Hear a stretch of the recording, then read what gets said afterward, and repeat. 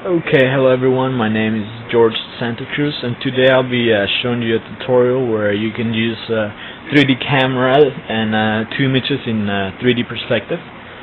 So let's get started. First of all, we're going to make a new composition. You could use any of the presets on here. Just going to use 600 by 397, frame rate 29.97, and duration 10 seconds. Okay, so that's our composition. Okay, first of all, we're going to change the background to a nicer one. So we're just going to go to Layer, New, Solid. It could be any color, so I'm just going to leave it at white. Make composition size and press OK.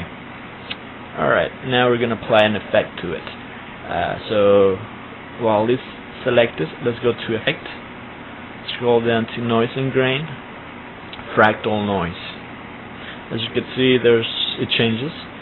We're just going to leave the first settings alone. It should be fine. And we're going to bring the contrast a little bit up, say about 200. That's good. Now we're going to go to Transform. We're going to unclick the Uniform Scaling. Scroll down a little bit more. And where it says Scale Height, we're going to bring it all the way up. As you can see, it only goes to 600. And to make it go to a higher number, we're going to click on the blue numbers and just type in 5,000.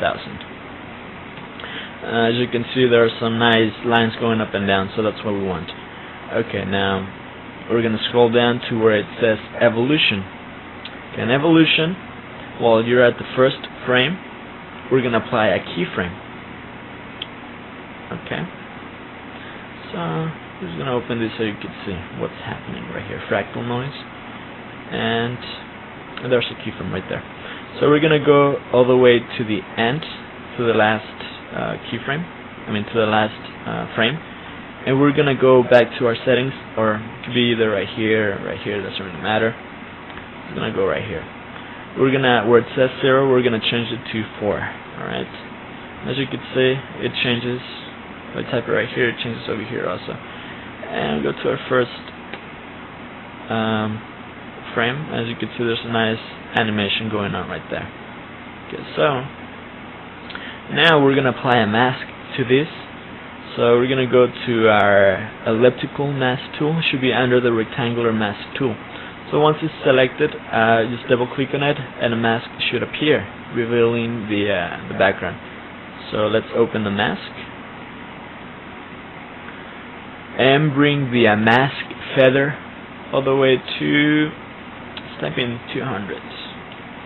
That's a good number, and it adds a nice effect to it, so that's good. Now we're going to lock this layer and bring our first picture to our composition. And these pictures, I cropped them on Photoshop, so pretty much any picture should work. My bad. Okay, so that's good. You can see right there. What we're going to do, we're going to apply a 3D, we're going to put it in 3D perspective. So there's a little cube right here, a little icon. We're going to press just under that, beneath that. And as soon as you do that, 3 arrows should appear. A green one, a red one, and a blue one. We're going to go to the blue one, which is the Z-axis. And we're going to, while holding Shift and pressing on the image, on the Z-axis, we're going to pull it back. We're going to pull it all the way out, all the way to the back. Okay, so we're just going to put it about right there. That's good. That's good. Now we're going to bring our other picture and put it below that, or just on top of that picture. And we're going to do the same thing. We're going to click on the 3D icon right here. We're going to go to our Z-axis while holding Shift. Take it just a little bit to the back, right there. Alright, that's good. We have our background, our 2 soccer players, and now we need a camera. So we're going to go to Layer, New, Camera. Excuse me, New Camera. I'm going to choose 35 millimeters. You could pretty much choose any of the presets. So I'm just going to choose the 35 millimeters and open our settings for the camera. On the first frame, we're going to apply a keyframe.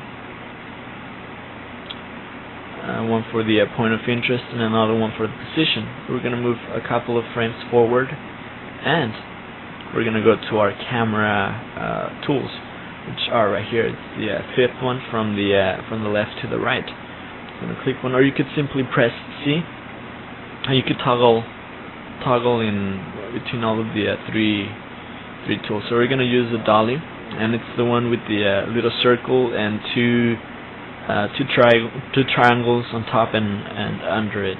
So we're going to use that one. While holding shift again, we're going to zoom in.